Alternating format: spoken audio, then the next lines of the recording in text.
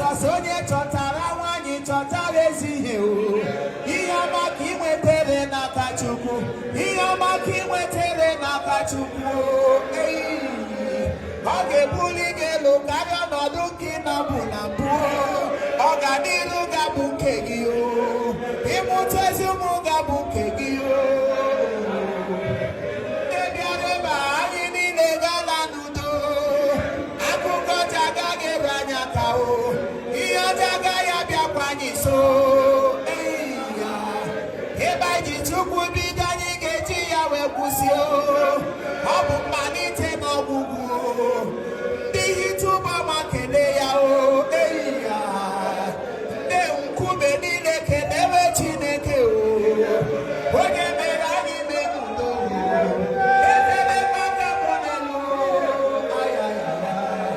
Onye duru Chiefimo wee bịa n'ọgbata kọọtụ. Ọ ga-edukwa mụ na n'udo.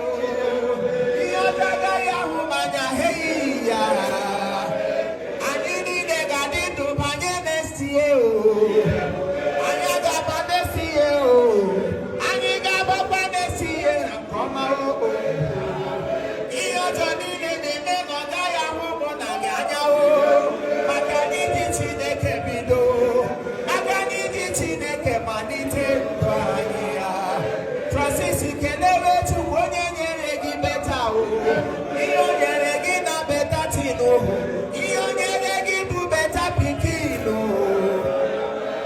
Ana m ekele Chukwu onye mere m amata gị ihe.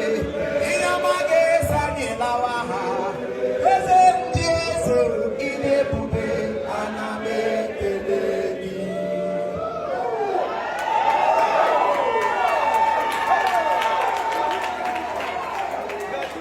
Ọ bụ n'aha Jizọs. Ekpere niile anyị kpere otu a ka ọ ga-adịrị anyị n'aha Jizọs. Any man or woman that will try to oppose this prayer, onye anyị ga-aga bury ya before this month ends.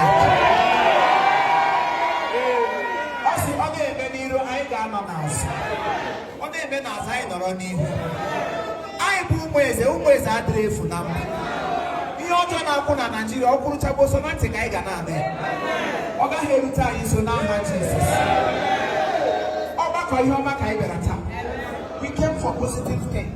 And otu a ihe positivity ga na-eme na ndụ anyị niile n'aha Jizọs. Nwaanyị anyị bịara akpọrọ agaghị awụ nwa ga-esi nyere anyị. Anyị nwa akparala akpara agaghị awụkwa nwa ga-esi nyere ya. Ọ ga na-awụ gịnị? Better for better for better for better. Nne na nna ya gụrụ ya better. So everything that will happen in her life will be better. From better na-enwe best. From best to best. From best to best. Otu a ka ọ ga-adị n'aha Jizọs. We cover this prayer with the blood of Jesus. We cover this union with the blood of Jesus. Onye ọbụla matara ndị a ga-amata better things. Gị bụrụ onye sọpọtụrụ ha, better things will happen to you. Mana gị bụrụ onye obi na-afụ ụfụ gekwa ntị.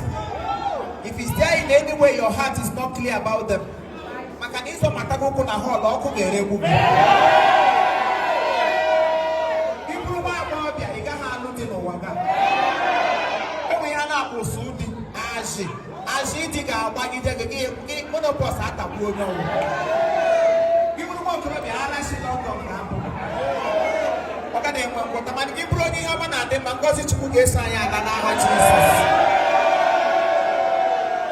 Surely, God's goodness and mercy shall follow us all the days of our lives, and we shall dwell in the house of the Lord forever and ever. Amen. The grace of our Lord Jesus Christ, the love of God, sweet fellowship of the Holy Spirit, be with us now forevermore. Amen. Thank you.